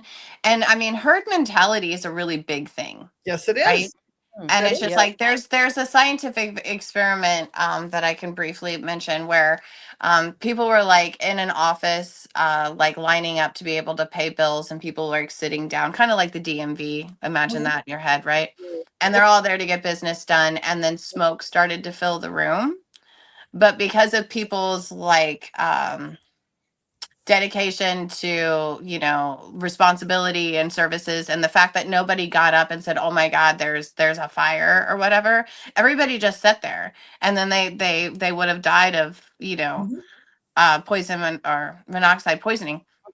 And it's just because they didn't have that, somebody didn't come up and jump up and take lead or charge of that situation. They didn't trigger that response. Right. So, and people, they just have that tendency to do that. And there's only, to be fair, like in the grand population scheme of society and stuff, we have groups of people that fulfill different roles. Yeah. And right? You're right about that. You're right about that. There's some people who are the leaders and they're really good at it. And then there's other people who really wouldn't be able to find their shoes in the middle of an emergency. They just wouldn't. So they need direction. To be like, screw the shoes, I'm out. Right. Well, there you go. There's that survival instinct. You're right. But what about the leaders? I think the number of leaders out there is going downhill. I see many people that want to be, and here we're cycling back to previous conversations, the keyboard warriors, that's leading. No, it is not. It is not. I would argue keyboard warrioring is not leadering. It is a sheeple herd mentality. I would also argue that the people who are whipping out their phones, videotaping, that's how old I am, videoing the people that are in crisis rather than getting those people help is a herd mentality. These are all distractions by negative forces and negative energy. Well, those are motivational points, though, right? So it's just kind of like in those moments, like I really liked the movie Nightcrawler because, like, my Bachelor of Sciences in journalism and broadcasting and stuff like that. So the movie Nightcrawler is really, really good as far as like a psychological thriller is concerned. And the lead in it, he boy is he special, but he basically would set up like crimes once he's got his feet wet and he learned the system. He learned how to manipulate the system, so he was the one that was always getting like just really crazy footage for the news of like all the action and stuff like that. And then, so, you know, when back in the day when I was in school, like they like kind of like just stamped it into our heads that we had to have ethics when we did things like telling stories with the words that we said, with how we presented information. And, you know, I mean, I totally could edit something and, and oh boy, would it be a soup sandwich. But that wouldn't necessarily like be honest to like the who, what, when, where, why, and how. But right? That's media today. Yeah. That soup is dirty laundry, man. Like, let's edit that. Just, you know, it's not even a hook anymore. It's fucking. Well, and this is where I would advocate for a little bit more of Edgar Allan Poe in all of our lives. It's like, just isolate the motives, right? So like with the example that you gave of, you know, people just whip out their phones and they're just recording something now. And it's just like, yes, it is a part of that herd mentality. But in addition to that, I would also argue that because so many people would take that footage and then post it, like they would do that for the clout that the post would then bring them. Yes. Right. So and there's your greed and your whatever, you know, there you go. Your negative forces. They're feeding. Yes, they are. I agree. Yeah. So it's just like, you know, how is this person who is causing or who whatever role that they're doing, right, in that particular moment, like, you know, like what purpose are they trying to serve? I think that that's one of those things, because I'm going to circle back to something that Venom had said, and it's our need for protection. And I think that like our need for protection kind of is, and this isn't the be all end all answer, it's just a part of the answer, which is that we really need to know what the enemy is, right? So we can read it and we can see it coming. And unfortunately, at least in my experience, which, and I'm not speaking for the room, it's just totally me here, like I didn't know what a lot of these things were. Chrissy was one of the reasons why I even understood what an empath was. She was one of the reasons why I understood what narcissism was in my own life. Like I could see it in the like Greek sense. Like I was like, oh, I know who Narcissus is, and da da da, what a cute little tale.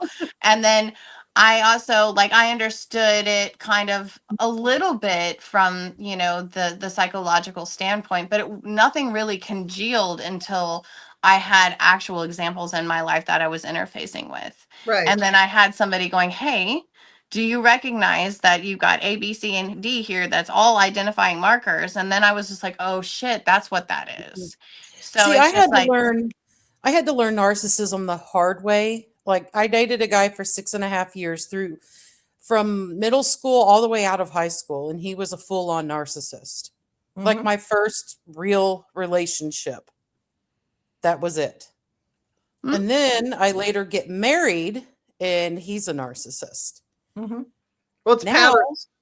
It's attractions and patterns. And yeah, so now I know what to look for and I watch for those red flags. Right. You And know? some of us have to learn the hard way. Well, narcissism also comes in a whole bunch of different forms. It doesn't just have one face, unfortunately. Right. So I mean, like both of them, they were so sweet and they were so great, and you know, everything was just amazing and wonderful. And then after a little while, then things started coming through. Yeah, it's not narcissism right away. It's like once you kind of start getting comfortable with them, that's when it starts to come out. Right. When you start letting your guard down is when they start pushing in. Well, yeah, because they feel comfortable to do so. But also there's another kind of narcissist. like the one that you just described for me, at least, like reminds me of like the classical, like, you know, narcissist, and the ones that are the most easy to find. Of course, you have to go through those valleys with them to be able to go, ha ha, I got you. Right. But there's the other ones that are narcissistic in a covert sense. Mhm. And those are the people who, like, they don't change halfway through. They just stay consistent, and they're always in a need. They always are in some sort of pit that they need somebody to pull them out of. And these are Mhm. all different ways of, like, yes, and as Chrissy says, yeah, the narcissist that you described, like Steph, is always Love the love bombing. bombing, right? Yeah. Yeah. But then there's the other ones who are just kind of like, oh, I'm just so pathetic. I Yeah.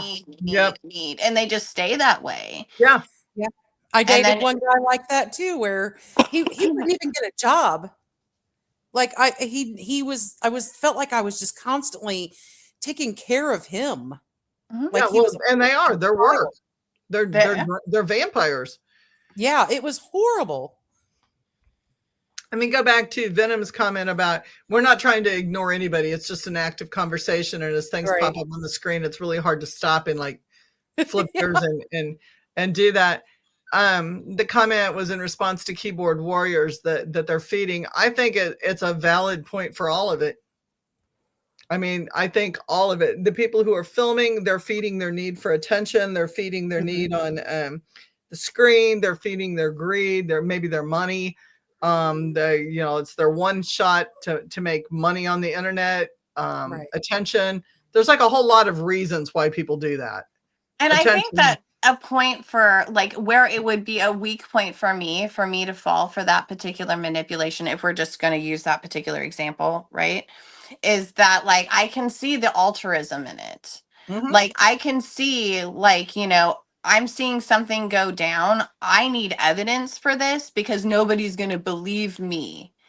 And I mean, unfortunately, I've been in plenty of situations where I've had to report crimes, and either they didn't do anything about it, or no one believed Yes, me, or and I they can just don't care. understand that. But when you've got like 100 people standing around seriously filming something, I agree. No, somebody I who needs 110%. Narcan, somebody who needs CPR, somebody who's laying on the Right. street out cold, Mhm. that is for human gratification. That For has sure. nothing to do with the legalese. When you watch a lot of these, Yeah.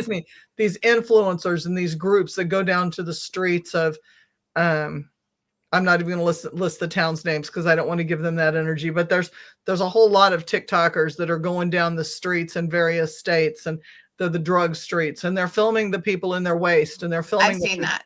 Yes. Yeah. And It sickens me. You are lower than the person who's on the street out cold that needs Narcan right now. Mhm. I'm just going to be judgmental there and say that you are Because lower than they're the feeding person. on somebody else's vulnerability, Yes, just like absolutely. she said. And They're I will using expose that you as too.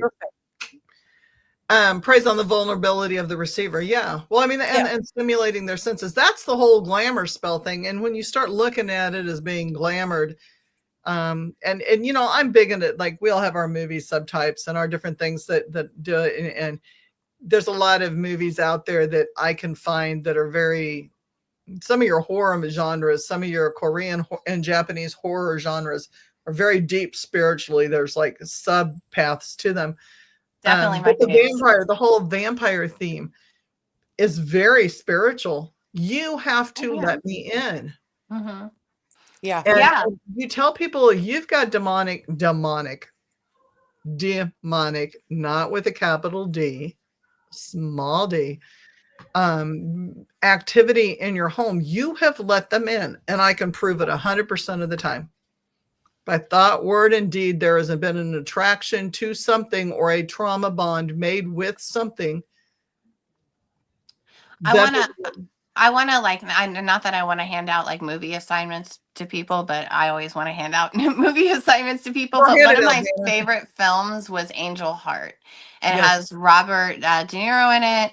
It has why can't I remember his name right now? He was the pretty actor that decided he wanted to be a boxer, and then he screwed up his face, and now he's still acting. But he's an incredible actor. And so like Lisa Monet was in it and stuff like that. But what's fascinating about that particular movie is watching how okay, Mickey so Rourke. there was like a soul transfer, but like if you put all of that away and you like kind of analyze how the devil like tricked this person or like worked on that particular, there was a deal between them. And it was really interesting to see how the devil in this particular movie like maneuvered around that and how the dude got screwed no matter what. But how he did that, and I think it's important because it ties into like how those things began to take control and manipulate us, is that he convinced the other person, because there was all these murders that kept going on in the damn movie. And like, and the guy was just like, there's no way, but he was always the one, he was the detective, but somehow he was always being set up for these murders, so he just started to believe that he was guilty. And that's all that they needed to be able to sign that deal. Yep. So just as long as they can tear down your defenses and make you believe something about yourself that's not true, and I mean, that's an excruciating experience. That's a gotcha. Like, That it is a gotcha hurts every time. so hard. And I mean, it literally, like, I mean, I have been in those situations, so I know what it's like, and it feels like somebody's ripping your soul apart. Mm-hmm. And if you feel that, maybe that's sometimes that red flag where you go, oh wait, is this me? Because like if you feel that, then it is so completely disassociated from your truth, from your being, from your reality.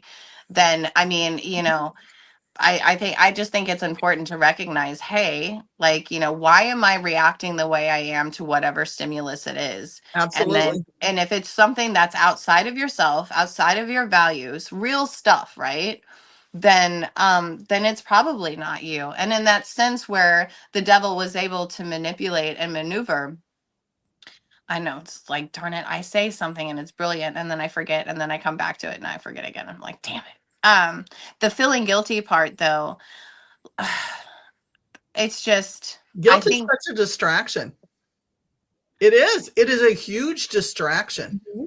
well, but like, I think you have to ask yourself in those moments is like, what is this serving? Right? What is this highlighting? And like, and sometimes it really does serve a purpose, right? But other times it doesn't. When you lose yourself in it, it is no longer serving a purpose. When it's a motivator to change behaviors, there's a difference. Mm-hmm. There's a huge difference. But you watch people that take on guilt and they've been convinced that there is a need to feel guilty, and you're going through their life review with them, and you're like going through their house and you're like, oh shit, this is something that attached. This has completely taken them off path. They are not who they're supposed to be. Guilt and addiction and shame often show up in spidery, like oily things on your ceiling. I mean, like, I can tell you what form they take. I can tell you what they smell like. I can tell you in a heartbeat. Like, I can go into anybody's house and go third room on the left, up on the fourth corner. Like, I can see that shit and where it hides. And to me, you nailed it when you said that. It is such a deceiver. Mm-hmm. Well, and I mean, it's like I said, I mean, there's stuff that comes to my door, like in all different forms, human and otherwise, that I'm just like, it strikes a bad chord with me. And I mean, you don't always have the moment to be able to press pause and go, okay, what the hell is this? But it is kind of important to be able, if not in the moment, then right thereafter, try to just go through it. And what just was be like, that? What was that I just met? What was that I just shook hands with? Like, when you do fairs, when you do weekend large gigs, you meet all kinds of things. They're in human form, but they're so attached, or they're so taken over, or so, I hate to use the word possessed, because then I get a certain level of responses back I'm not even interested in your responses like that. We're not going to go biblical here. But possessed people that are walking around in empty shells and other things are living in them, making them act a certain way, that they're not only in the back seat, but there's a screen and their body's being driven by something else that's not even, I remember the now. the It's the guilt, though. It is guilt. So, Mhm. and the fact that it is a deceiver, and the fact if we just, and I lost it again. Damn it. Um, yeah, no, And you're not even drinking the whiskey, girl. I know. Just Dr. Pepper. Dr. Pepper's not helping me tonight. Doc, help her. Help her. Damn. Yeah, I know. Give it back to me. Just quit taking it away from me. Give it to me. Take it away. I'm just. Oh, it's just like I think it's really just going and asking the motive of the guilt, right? Mhm. That'll because sometimes guilt's there just it means something. It's like Right. and I Sometimes we've done things that we should feel guilty about. yeah, and it's Mhm. just like is it serving me in a way that I could benefit, or is this just something that just to hold me down? Right. Right. Well, like You last know? night when we were together and I got my food and I went and sat down and I took a bite and all of a sudden I felt guilty. I was like, I feel guilty. I'm sitting here before everybody else with my food and I start eating and everybody's still, in the other room and I'm like, I feel guilty now. I'm sitting here eating and nobody else is eating. Now what purpose did I was there for that? There It was was a none. trigger for trauma. Yeah. Exactly. And I was just like, "Oh my god, why am I feeling guilty?" But I mean, it goes with what you were saying, there was no purpose for that guilt. And None at sometimes it's all. out of habit. It's like guilt out of habit. Like Right. that's a big one for people. And then I mean, Mhm. it's like I don't understand. I mean, like I think, like I said, I think that guilt is a really powerful thing as a lesson, like as a teacher of lessons, right? It can be a very wise thing in our life, but it's like I wonder. I get really kind of curious when people like take on guilt that does not belong to them. Mhm. Like I'm trying to understand that, and I know that and that's me just trying to learn predators some more, right? Because I'm like there's a bigger puppet that's like pulling those strings, right? And I'm just like, so I just keep kind of like branching out to see like what are the levels of this, and like where is this coming from, and what service does this if it doesn't provide a service for me. And most things generally don't, they're not designed for Vanna, but like then whose purpose does it serve, Right. Mm. and for Mm. what purpose does it Mhm. serve, Those are the right? things that Venom and I and you clean off of people. Sorry. I Right. mean, it is. That's the purpose it serves. It Yeah. attaches and it's a parasitic, Well, Hmm. and a I felt manipulator, a guilty good, when strong puppet yeah. master parasitic. Well, then it makes me think, well, what's controlling all of my guilt? I don't know. Like today, I went to a movie with a friend and then we went and had coffee and I felt guilty. I was like, well, now I feel like I have to do something for my son because, now I feel guilty for going and doing things and getting something. And, I feel guilty now because I did this. Yeah, I mean, oh, that's what it is. It's punishing ourselves because of guilt. Thank you, for love of God. Jesus, You're so good to welcome get for that out. triggering that thought again. Thank you. Oh, but yeah, it's just kind of what did I just say? Because now it's gone again. Oh my God. Punishing ourselves. Coffin Punishing box Jesus ourselves. It's again. just kind of like, so okay, what good is that going to do? Right.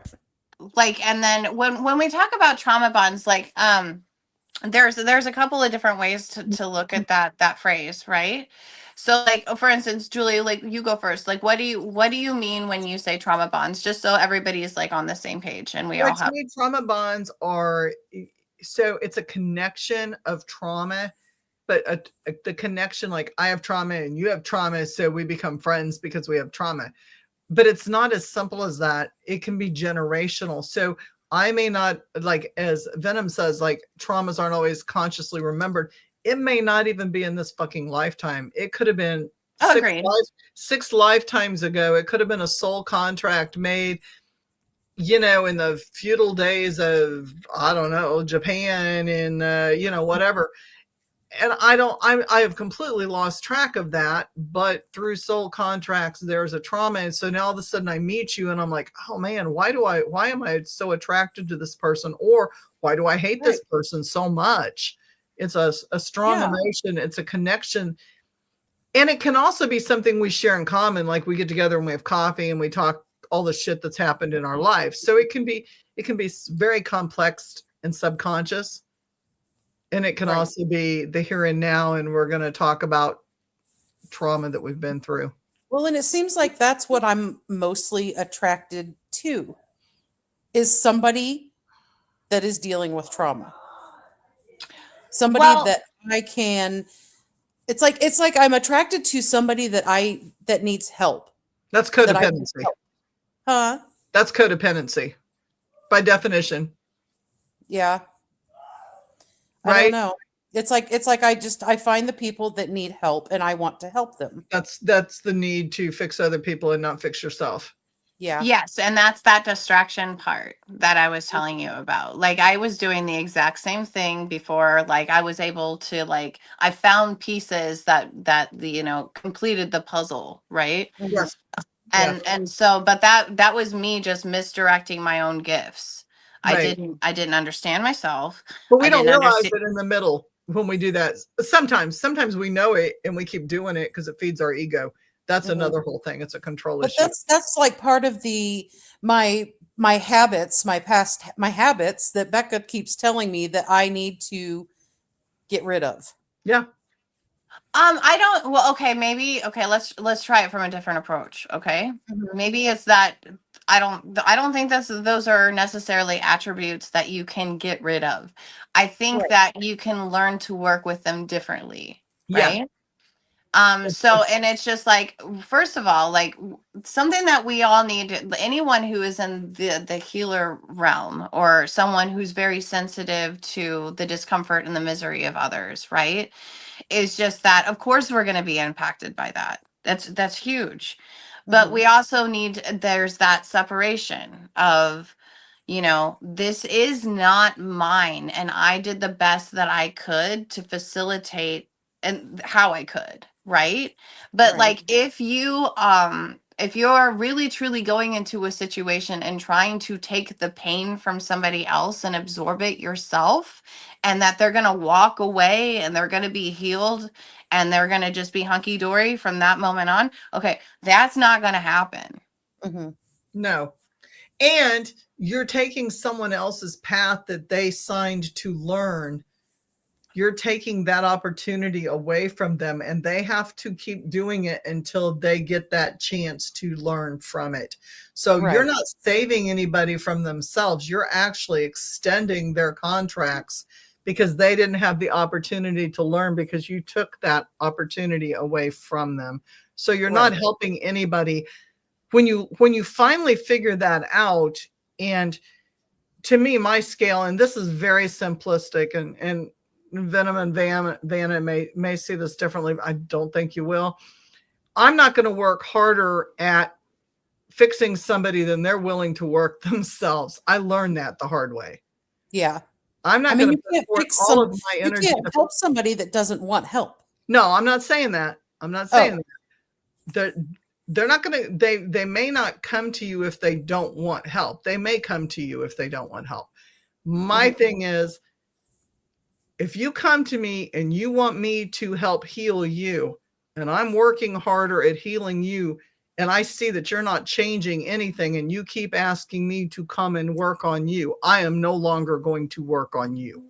Okay, And yeah. I'm So pretty they're not blunt putting in about any it. effort And I either. know Venom feels the same way. Like there's a time period, like you have to do your work.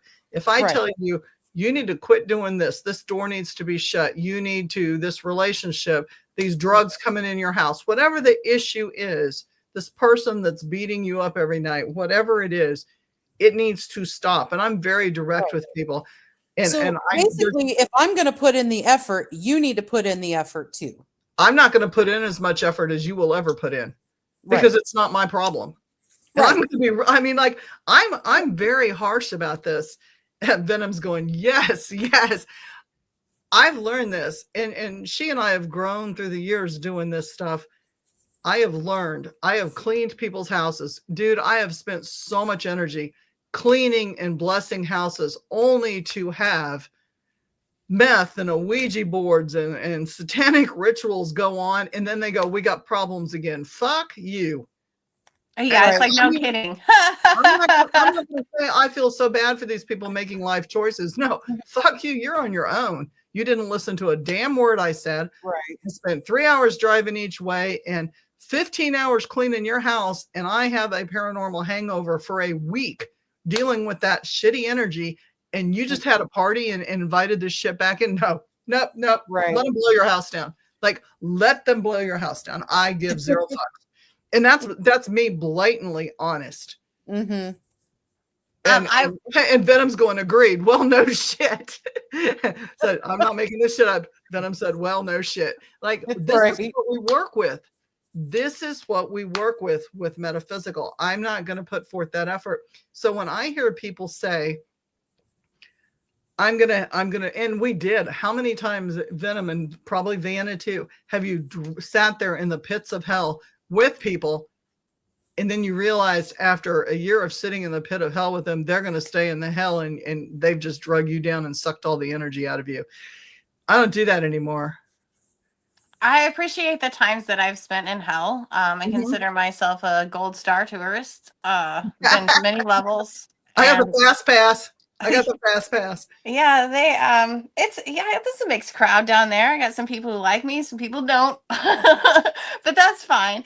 No, I wanted to circle back around to the term trauma bonds. So Yeah. I agree with you 110% on both points, because I see those distinctions. And then just from the clinical standpoint, when people talk about trauma bonds, which I think might help, like,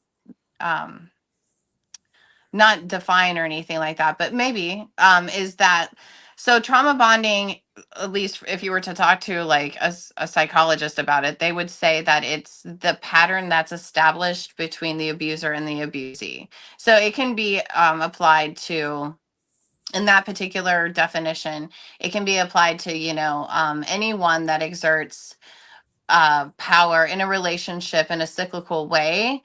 And it's just kind of, so it really kind of, it's kind of like the dance between a narcissist and their prey, right? That's kind of the way that like the clinical sense has been like organized around the definition of the word. But I also have trauma bonded just with the fact that, like, I bond with people over the fact that we share traumas, but that's a different type of trauma bonding. I was like, I don't know, we need to come up with a term for it or something.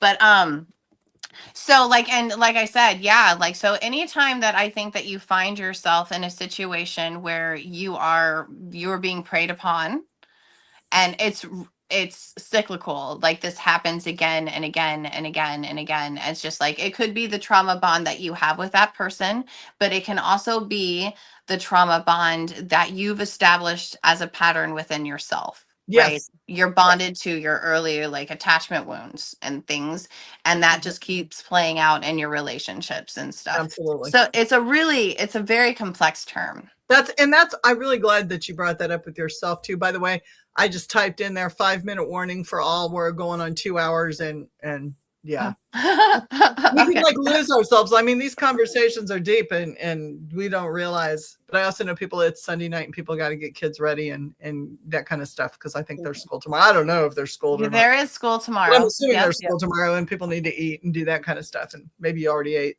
Not my problem. I'm just saying. Not trying to take care of everybody. And how, hang on. And how is that not a connection to the present? I'm not saying it's not a connection to the present. It's just like, it's a matter of like, what is that trauma bond and where is it coming from? Like, is this a trauma bond that like I have been like, now I'm a participant into because somebody lassoed me into something like that I was unwittingly a part of? Oh, damn. And that happens. Yeah. I mean, sometimes you just fall into the pit of sadness and you're like, holy shit, this is not the road I was on, man. So those are those moments. And then some of them are the trauma bonds that we ourselves are recreating because we have not been able to identify that as a maladaptive pattern in our own life. Regardless, it is always tied to the present. Mm-hmm. But it's also tied, unfortunately, like I feel like I'm like, Bill and Ted, and I have like a phone booth because I'm always referencing multiple time points, because we're always like, for each individual, we're always like, we've got the present, but in order for us to sustain and be present and to show up as we are also showing up with the collectiveness of all of our experiences up into this particular point. Now, and that's even in this physical life, and as both Venom and then Julia has been like, you know, talking about the QHHT, clearly there are other aspects. There are other dimensions, other time zones that still impact, like, It's whether like or not Doctor we Who have meets these the traumas. Spider-Verse. The Spider-Verse, exactly. You know, I mean, Doctor Who pops in his phone booth and he like hops into different dimensions. It's the same shit. Like, you can be pulling trauma out of another dimension in a different time on the same timeline in a different space. There's so many things I think you could go with, but it all, as Venom said, it all impacts the present. It's connected because we're here and now in the present, in this moment. 5 minutes from now, we may not be in the present. We would be, you know. Yeah, well, I'm seeing this on YouTube, so I'm already seeing us in the past, and my goodness, it's happening. Right, yeah, see, so it's all going on at one time, but yes, it connects with the, and does it all start with trauma of some kind? Yes. It Well, may not even be our own trauma. It may not be our own trauma. That's another thing too, because we can get roped into other people's stories real fast. Well, and you know, when we say the word trauma, like what the word trauma means, from like all the way back to like the original text where the word came from, right? Like, I think Greek. It's referencing a wound. Okay, that's all they are. That's all trauma is. It's nothing more than a wound. Now, I mean, wounds can be bloody huge, so I'm not discounting the fact that what they are, No, right? but sometimes it can start as a paper cut. I don't even mean physically. Could be an emotional paper cut. For sure. And we build those things into monsters because we didn't understand at the time how little it really meant. Well, yeah. Because in our that world, paper cut turn into an entire cancer. Yes, for sure. It can be, it can fester, and often does. And that's why it comes back to us again and again with scarier, bigger, different like malformations of itself. And if we're mean to somebody because of that paper cut, and I take it out on, let's say, Vana, because you're on the pod, so I can just use your name comfortably. Well, I take it out on Vana in this lifetime, and I'm a real bitch to Vana. In the next cycle, Vana may be somebody else, and she's going to take it back out on me, who's somebody else, because that in itself is a wound that keeps festering, that has grown through the different stages of souls and dimensions. And it can start out tiny and it can end up monstrous and demonic. Well, and I think that a lot of the time that, like, you know, especially like people who are like clinical practitioners for trauma, they're always looking for the big T's, right? Like, you know, my house was blown away and then it fell down on my sister type traumas. And then there's the other ones where like that don't get any credit at all, but are absolutely huge to the foundations of who we are as people and how we perceive our reality.